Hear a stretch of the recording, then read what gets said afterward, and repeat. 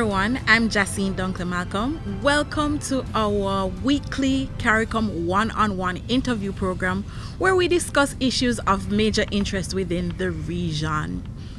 Recently, there has been a ban on plastics across some of our CARICOM member states, and it has created a bit of a backlash, especially among regular users of plastics.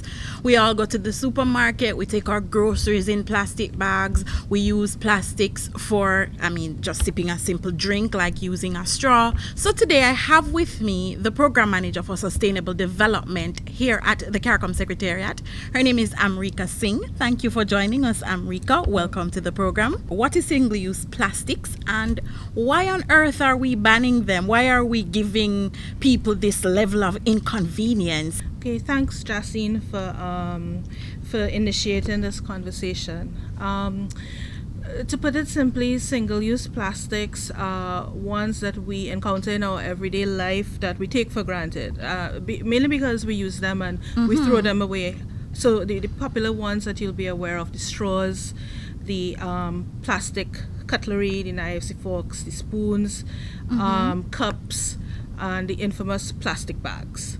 And the reason that they've risen to prominence, many of the international agencies, especially United Nations Environment Program, have prioritized work at the international level on the single-use plastic, because we've seen within the last few decades a massive increase where we see something like 8 million metric tons of plastic every year getting into our oceans internationally, and that has serious implications not just for our wildlife. There's so many famous videos with turtles with straws implanted in them. We have studies that show that microplastics show up in our seafood. Microplastics are tiny particles of plastics that are either used in some of our popular face scrubs, our body washes, yes, those little micro beads, and also when we have plastics that degrade and they break down because they're so durable, they don't ever disappear. There have been a number of member states, including Barbados, Jamaica, where I'm from, and other CARICOM member states that have actually instituted a ban on the use of single-use plastics. What are some of the member states that have done it?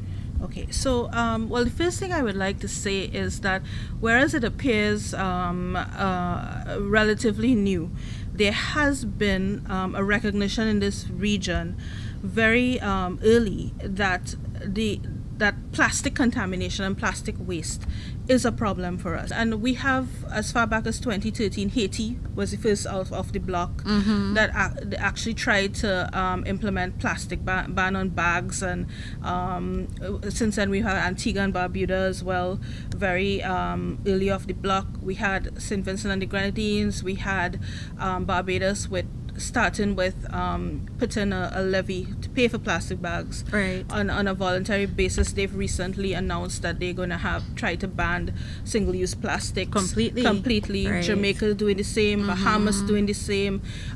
We also have indications that Suriname, Trinidad, they're all looking to it. Right. So it's safe to say that it's becoming something that we want to do in CARICOM. It sometimes might seem like an inconvenience for consumers. However, there have to be ways that we can, adjust to this process. When it just happened in Jamaica, for example, I saw a gentleman, there was a meme on Facebook, or I think maybe it was Instagram, where the gentleman brought with him a suitcase to bring home his groceries. I have seen persons come up with businesses where they're making cloth bags that persons can purchase now to use in place of plastic bags. And I know also that there has to be a way for both the private sector and the government to facilitate the adjustment for us. It has to be phased in so that you give people time to adjust. Now there are things that we have been doing in the region that we could look to scaling up. For example, as you say, where we have our private sector actually working actively to push the use of reusable bags, where they provide reusable bags that you can buy, or you can bring your own. You have larger warehouse type companies have never used plastic bags for a long time, so they encourage you to use the boxes, the cardboard boxes, and to take your goods away. With respect to the cutlery and the plastics, the straws, etc., I mean, nothing stops you from walking with your own cutlery if you can.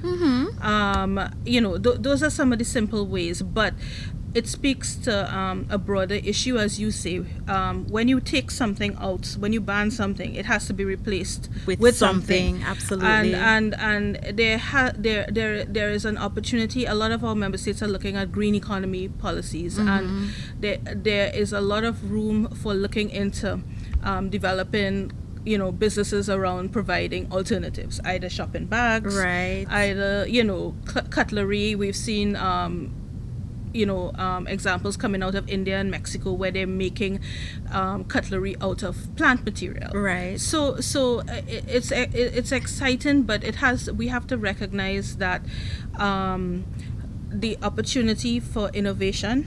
Exactly. And for entrepreneurship, this has to be seen as a partner with the issue, and not just like it's something being imposed on our citizens. Absolutely. Thank you so much for joining us on this program, Amrikha. Yeah. It has been very informative, and I hope that persons have gotten some ideas on how they can adjust to this new process.